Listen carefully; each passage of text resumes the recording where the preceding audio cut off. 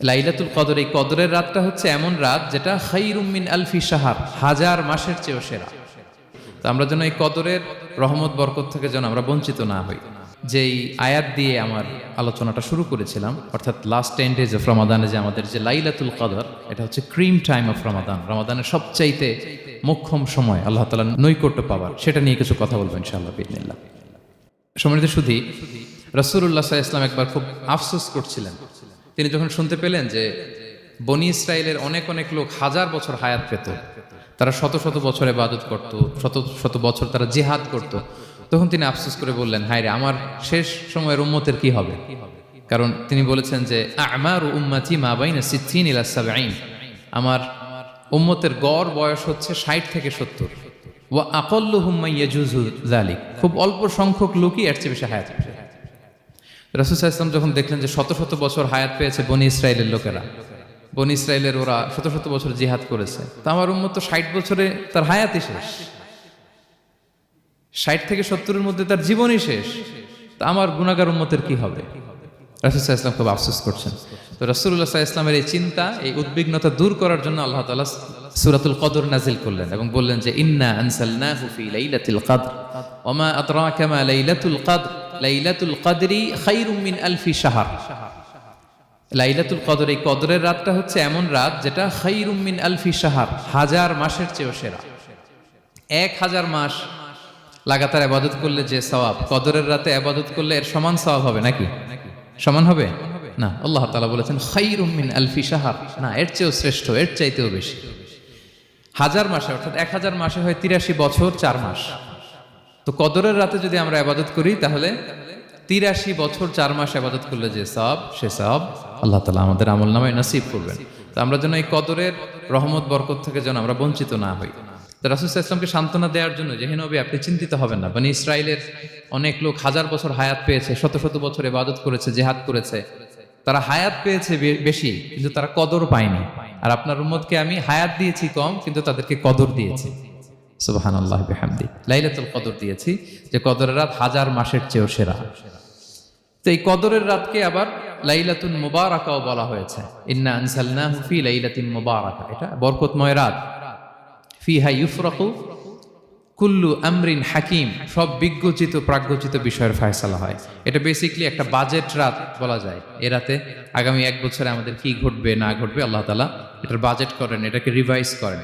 So এই রাতটা অনেক গুরুত্বপূর্ণ। তো এই কদরের রাত, এটা কবে? এটা স্পেসিফিক ছিল, মানে সুনির্দিষ্ট ছিল। রাসূল সাল্লাল্লাহু আলাইহি ওয়াসাল্লাম আমাদেরকে জানাতে চেয়েছিলেন কবে, কিন্তু রাসূল সাল্লাল্লাহু আলাইহি ওয়াসাল্লাম জানাতে পারেননি। সহিহ বুখারীতে এসেছে যে রাসূল সাল্লাল্লাহু আলাইহি ওয়াসাল্লাম খারাজান নবী সাল্লাল্লাহু আলাইহি ওয়াসাল্লাম লিয়ুখবিরানা বিলাইলাতিল কদর। উবাদা ইবনে সামিত রাদিয়াল্লাহু তাআলা আনহু বলেন, রাসূল সাল্লাল্লাহু আলাইহি ওয়াসাল্লাম আমাদেরকে জানাতে বের হয়েছিলেন যে কবে কদরের রাতটা। ফাতালাহা রাজুলান মিনাল মুসলিমিন, হঠাৎ মুসলমানদের মধ্য থেকে 2 জন ঝগড়া লাগলো, তর্ক লাগলো আর কি। রাসূল সাল্লাল্লাহু আলাইহি ওয়াসাল্লাম হঠাৎ করে ওই ঝগড়ার দিকে খেয়াল করলেন, ওই দিকে খেয়াল করে ওই তারিখটার কথা তিনি ভুলে গেলেন। ফারুফিআ, রাসূল সাল্লাল্লাহু আলাইহি ওয়াসাল্লাম বললেন, আমার হৃদয় থেকে, অন্তঃকরণ থেকে এটাকে উঠিয়ে নেওয়া হবে। এখন আমি মনেই করতে পারছি না এটা কি 23 না 25 না 27 না 29, আমি মনে করতে পারছি না। এজন্য রাসূল সাল্লাল্লাহু আলাইহি ওয়াসাল্লাম বলেছেন যে তবে আমি এতটুকু মনে করতে পারছি, ফালতামিসুহা ফিল আশরিল আওয়াখিরি ফিল বিত্রি, রমাদানের শেষ দশকের বেজর রাত্রিগুলোতে তোমরা কদর তালাশ করো। বেজর রাতে যদি তোমরা কদর তালাশ করো তাহলে এই কদর সুনিশ্চিতভাবে তোমরা পাবে। তো এই জন্য স্কলাররা সবসময় বলেন যে লাস্ট 10 days অফ রমাদান খুব গুরুত্বপূর্ণ, সবচাইতে the cream time of Ramadan. I repeat, এটা রমাদানের একেবারে মাহেন্দ্রক্ষণ। এই 10 দিনের যে কোনো 10 রাতের যে কোনো রাত কদর হয়ে যেতে পারে, বিশেষ করে অড নাইটসগুলো 21, 23, 25, 27 এবং 29, যে কোনো দিন হয়ে যেতে পারে কদর। সো বুদ্ধিমানের কাজ হচ্ছে আমরা যেন রমাদানের শেষ 10 রাতে লাগাতার একইভাবে একই স্পিডে আমরা যেন ইবাদত করি। কোনো রাতে বেশি করলাম, হয়তো 27-এর রাতে আমি খুব ভাব গাম্ভীর্য নিয়ে, খুব আবেগ নিয়ে ইবাদত করলাম, কিন্তু হয়ে যেতে পারে যে এবছর কদর ছিল 25-এর রাত, হতে পারে না? পারে। তো আমরা তো মিস করে ফেললাম। তো আমরা যেন মিস না করি। বুদ্ধিমানের কাজ হবে সমানতালে ইবাদত করা। এবং এটা এত গুরুত্বপূর্ণ, রাসূল সাল্লাল্লাহু আলাইহি ওয়াসাল্লাম এত এমফাসাইজ করে কোনো রাতের কথা বলেনি। আরবি মাস অনুযায়ী 354টা রাতের মধ্যে সবচাইতে শ্রেষ্ঠ রাত, সবচাইতে শ্রেষ্ঠ রাত সূর্য ডোবার পর থেকে হাত্তা মাতলাইল ফাজর, ফজরের সূচনা লগ্ন পর্যন্ত শান্তিময় এ রাত, বরকতের এ রাত।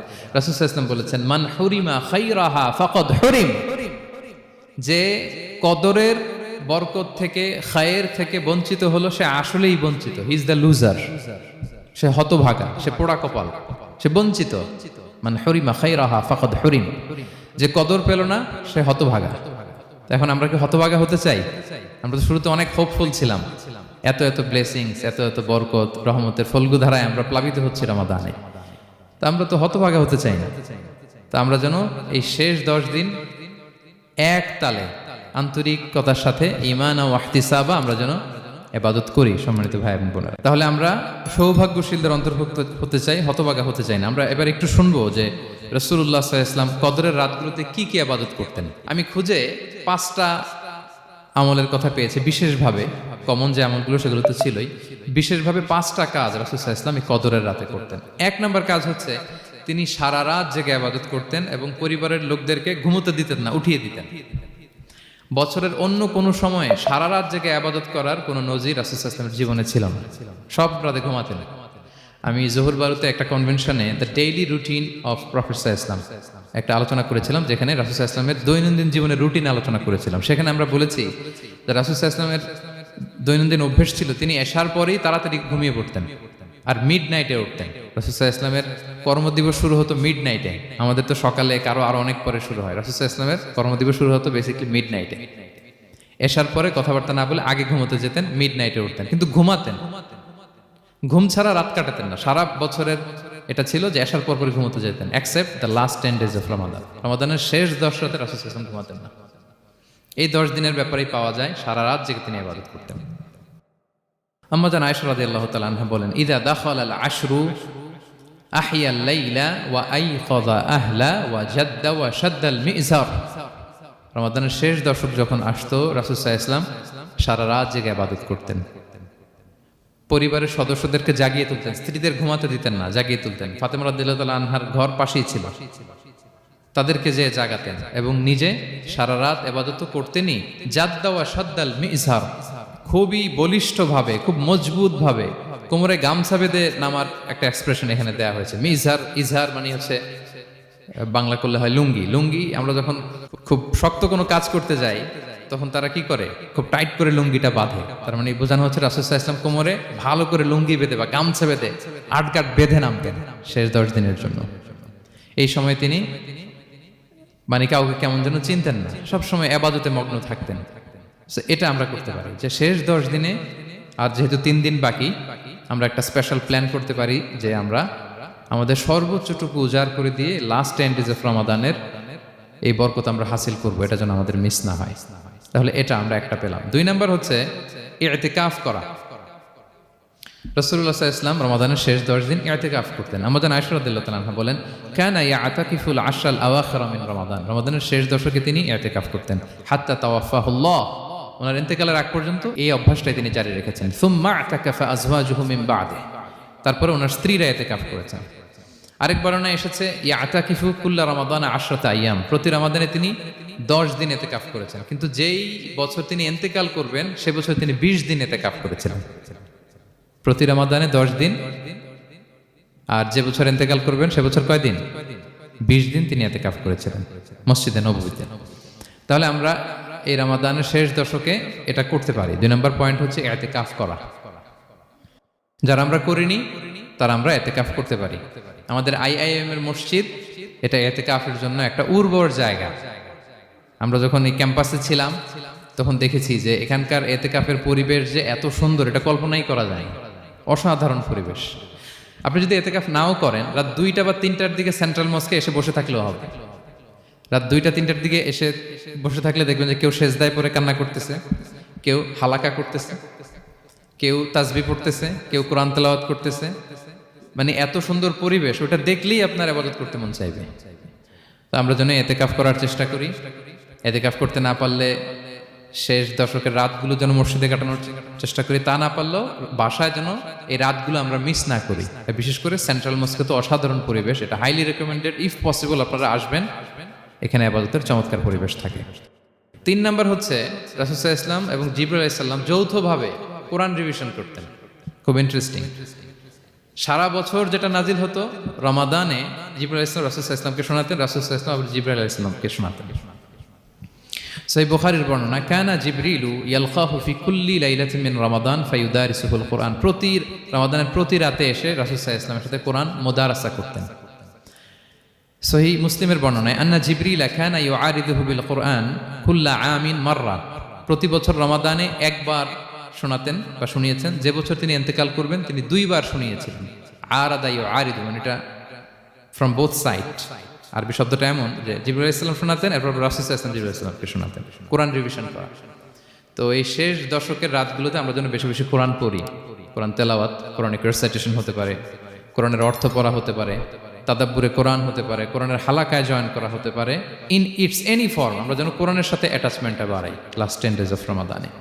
4 নাম্বার, কিয়ামুল লাইল করা। রাসূল সাল্লাল্লাহু আলাইহি ওয়াসাল্লাম কিয়ামুল লাইল করতেন এবং কিয়ামুল লাইল শব্দটাকে রাসূল সাল্লাল্লাহু আলাইহি ওয়াসাল্লাম কদরের সাথে জুড়ে দিয়েছেন।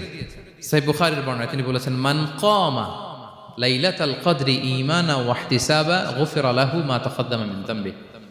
কদরের রাতে যে কিয়ামুল লাইল করে বিশ্বাস নিয়ে এবং নাজাতের প্রত্যাশা নিয়ে, তার পূর্বের সমস্ত গুনাহ আল্লাহ তাআলা ক্ষমা করে দিবেন। তাহলে কিয়ামুল লাইলটা রাসূল সাল্লাল্লাহু আলাইহি ওয়াসাল্লাম বিশেষভাবে কদরের রাতের সাথে সম্পৃক্ত করেছেন। আমরা যেন প্রতি রাতে কিয়ামুল লাইল করি, লম্বা সময় যেন দাঁড়িয়ে থাকি, লম্বা সময় কোরআনিক রেসাইটেশন করি দাঁড়িয়ে থেকে, লম্বা সময় রুকু, লম্বা সময় সিজদা, স্পেশালি সিজদা। আখরাবু মা ইয়াকুনুল আবদু মির রাব্বিহি ওয়া হুয়া সাজিদ ফাআকসিরু ফিহি দুআ। বান্দা যখন সিজদায় থাকে আল্লাহ সবচেয়ে কাছে থাকে। তো আমরা তো আল্লাহর সবচেয়ে কাছে যেতে চাই এই ক্রিম টাইমটাতে, কি বলেন? আমরা যেন লম্বা সময় সিজদাতে থাকি। কিন্তু আমাদের অনেকের যেটা হয়, নামাজে তাড়াহুড়ো, অনেকের সব ব্যস্ততা যখন নামাজে দাঁড়াই এরকম হয়ে যায়। রাসূল সাল্লাল্লাহু আলাইহি ওয়াসাল্লামের সালাত যদি আমরা খেয়াল করি, বিশেষ করে কিয়ামুল লাইলে এত যে সুন্দর ছিল। আম্মাজান আয়েশা রাদিয়াল্লাহু তাআলা আনহাকে জিজ্ঞেস করা হয়েছিল যে, হে আম্মাজান, রাসূল সাল্লাল্লাহু আলাইহি ওয়াসাল্লামের কিয়ামুল লাইল কেমন ছিল, কিভাবে কিয়ামুল লাইল করতেন? আম্মাজান আয়েশা, দেখেন ওনার এক্সপ্রেশনটা কত সুন্দর। তিনি বলেছেন, ফালা তাসআল আন হুসনিহিন্না ওয়া তুলিহিন্না। রাসূল সাল্লাল্লাহু আলাইহি ওয়াসাল্লামের কিয়াম যে কত সুন্দর ছিল, কত লম্বা ছিল, আমায় জিজ্ঞেস করো না, আমি বলতে পারবো না।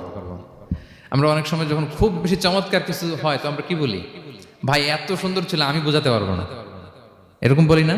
যে এত অসাধারণ আমি বলে বোঝাতে পারবো না। বাংলাতেও কিন্তু আমরা বলি এত চমৎকার, বলে বোঝাতে পারবো না, শব্দের বুননে, ভাষার বুননে আমি ফুটিয়ে তুলতে পারবো না। তো আম্মাজান আয়েশা এটাই বলেছিলেন, ফালা তাসআল আন হুসনিহিন্না ওয়া তুলিহিন্না। রাসূল সাল্লাল্লাহু আলাইহি ওয়াসাল্লামের রাতের নামাজ কিয়ামুল লাইল যে কত সুন্দর ছিল, কত দীর্ঘ ছিল, লম্বা ছিল, আমায় জিজ্ঞেস করো না, আমি বলে বোঝাতে পারবো না। সুবহানাল্লাহি ওয়া বিহামদিহি। আমরা যেন লম্বা সময় কিয়ামুল লাইল করি।